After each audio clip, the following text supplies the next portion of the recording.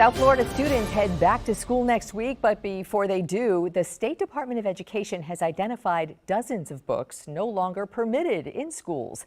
The state has determined the books are inappropriate. At least 10 county school districts went ahead and removed those 55 book titles, including Broward County schools. Florida's Parents' Rights in Education law gives parents the right and the process to challenge books in their local districts for review and potential removal. In the case of these 55 titles on this week's banned list, the state seems to have done that unilaterally. Every district basically got that message that those 55 books violate the law according to the state. It doesn't matter if locally community standards say, nope, these books are okay for certain grades and we believe them to fit our community standards.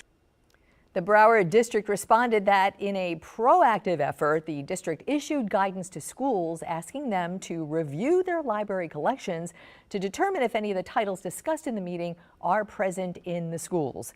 The memo says schools are to report if any books are located by this week. We are taking all of this to Kasey Meehan, the Freedom to Read Program Director for PEN America, which is an organization that tracks and fights censorship in schools. Kasey, great to have you on the program. Hi, Glenna. Thank you for having me. So I want to start out with this particular group of 55 books. This isn't the first time that the state or the districts have taken books that they deem inappropriate off the shelves. This time, though, it was the state without going through what typically in Florida is the parents' process or the district's process. What does that tell you? Sure.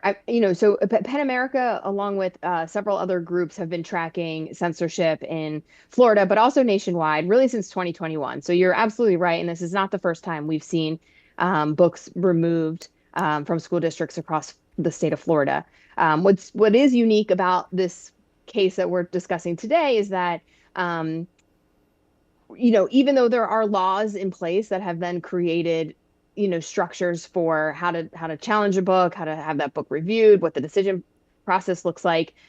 We see things taken even a step farther with this directive from the Attorney General's office that, went to one school to say, remove, these books. And what happened was then several schools have kind of followed suit as using, the district's own languages are like proactively pulling books off their shelves based on a directive that came from the state.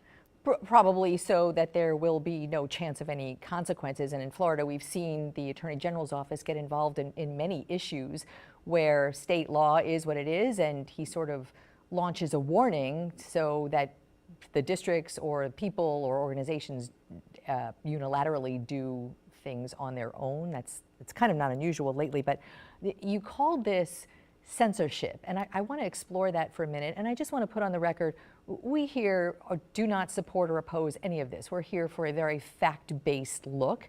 So when you use the word censorship, I want to explore what that means to you in the context of books in schools.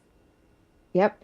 PEN America's definition of censorship is really rooted in our definition of a book ban, which is what we're talking about today. So, we have used kind of a very consistent definition that is when a book that was previously available to students is no longer available based on the content of the book, that is a book ban.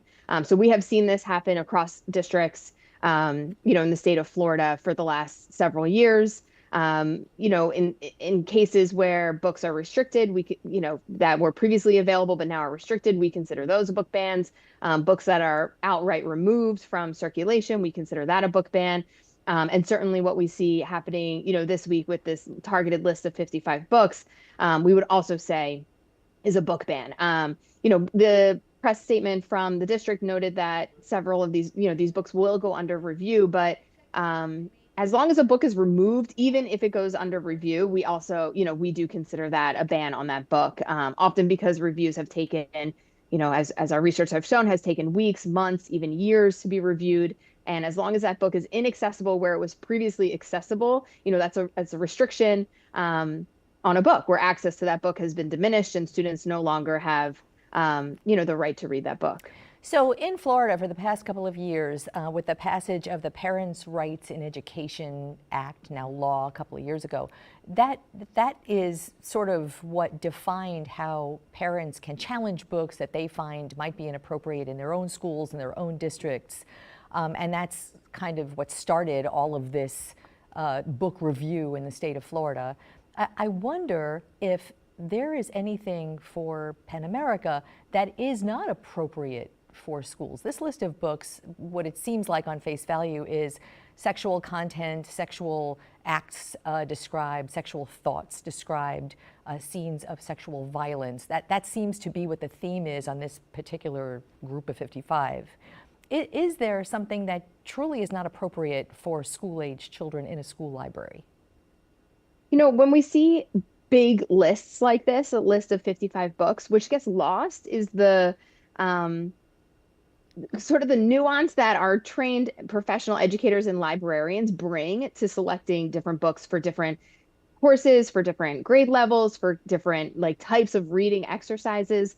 So, you know, for PEN America, we have said and will say, you know, we'll continue to say that we really trust the expertise of educators and librarians in making decisions around what books should or should not be in school and classroom libraries. There have always been sensible systems for parents to get involved in their students' education, whether that means, you know, speaking to your educator first and foremost, having a discussion with the librarian about what books are or aren't available for students.